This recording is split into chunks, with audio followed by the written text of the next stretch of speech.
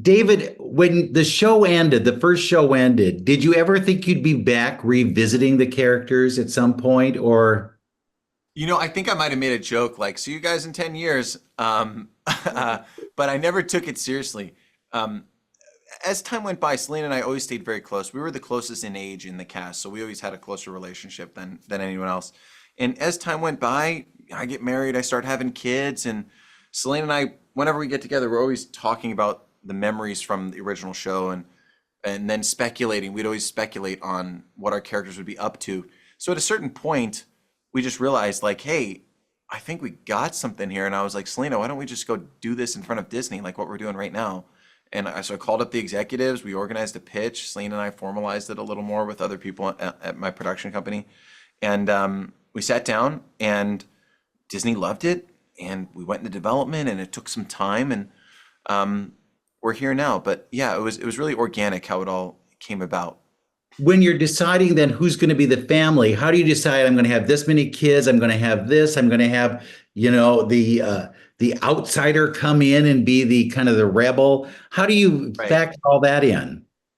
Well, we knew we wanted to do three because we wanted to pay homage to the original show, but we wanted to do it differently. And in fact, when it became clear we wanted to tell family values that people loved from the original show, but in a new way, Billy's character really solved the equation for us because you want to if you're resurrecting a piece of IP, you want to do it in a new way, but you want to take what people loved about that and bring that spirit forward. But how do you do it in a new way, right? And one of the things that people loved about the show was just how seriously we took the telling of family values. And we did it in different ways and in deeper ways than most kids show did. We touched on things and themes that a lot of family shows wouldn't do. We weren't afraid of that. And so we wanted to redo that, but we had to do it new. So when we figured out the character of Billy, it all kind of made sense as a vehicle to start retelling those themes because what's better than to contrast those themes with a character who doesn't believe in any of that? So if you bring a character who's mistrusting a family, who's never been accepted, who's never found stability into the mix, then that is a perfect vehicle to start to retell those same family values and also provide a new depth, something like found family and what that means. So that's been a actually a really fun new element in the Wizards universe. Janice, how familiar were you with the original series? I mean, had you watched it? Did you even know about it or what? Yeah, so I was actually a big fan of the movies more than the series, actually. Okay. But I probably watched like one or two seasons and then probably also watched maybe a little few more episodes with my cousin because she's older than me. So she would watch it as well sometimes. So I would say I was pretty familiar with it. I loved the movies. Like as soon as I would finish it, go right back to it and finish watching it Oh, again. wow. As soon Did as I you would finish it. did you see Selena as a role model? Did you say, there's somebody I could follow in terms of career, in terms of just everything? Yeah. Yeah, actually. I thought, even seeing her in like interviews and all of that stuff. And I also loved watching her in Another Cinderella Story. That was also one of my favorite movies. So I definitely found her to be a very beautiful lady inside and out. And she's just the sweetest. So to be honest, career-wise, I would love to be like her, in a way, but also be a little bit like myself, add a little bit of that spark of myself into there. When I was talking to the kids, LKO said that there was a little kind of, yeah, you do look like David, when he auditioned for this. Is that a part of it? Is that something that you thought of when you saw, you said, this kid looks like me? Oh, totally. Yeah. I mean, I thought I was looking in the mirror at myself as a young kid, and obviously that's good when you're trying to cast a son. But what set him apart though was his acting. His timing is impeccable, and that's something that you really can't teach. You can hone it and you can sharpen it and you can get better, but you can't teach that instinct. That's a really hard thing to do.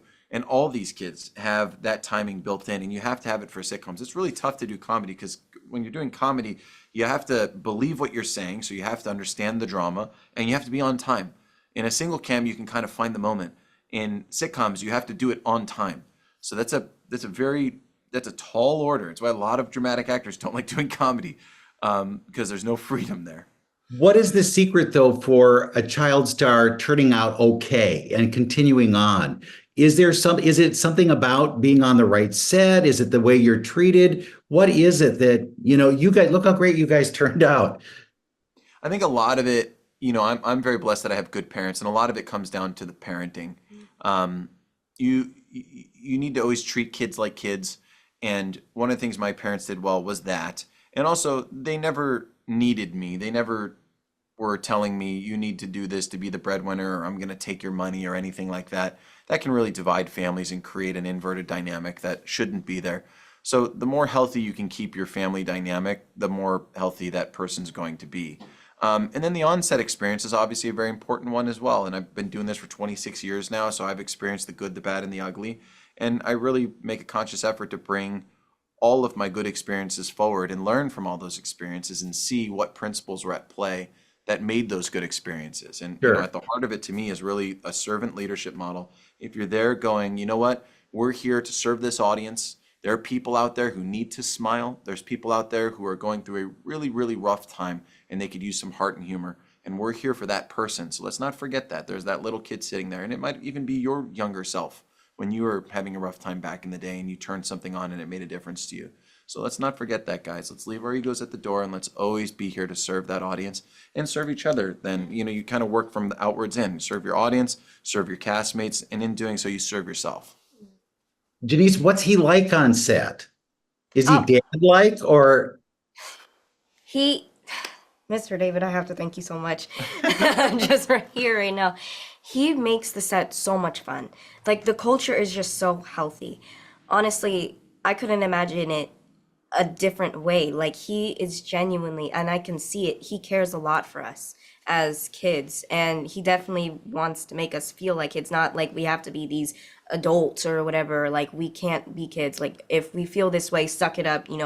Yes, we are kids working an adult job, but that does not mean we have to necessarily be adults. He still allows us to still have a childhood while also doing the thing that we love. He makes it fun, and he's just so funny, and he has so many great acting tips and life tips as well. So honestly, Mr. David is a great person to work with.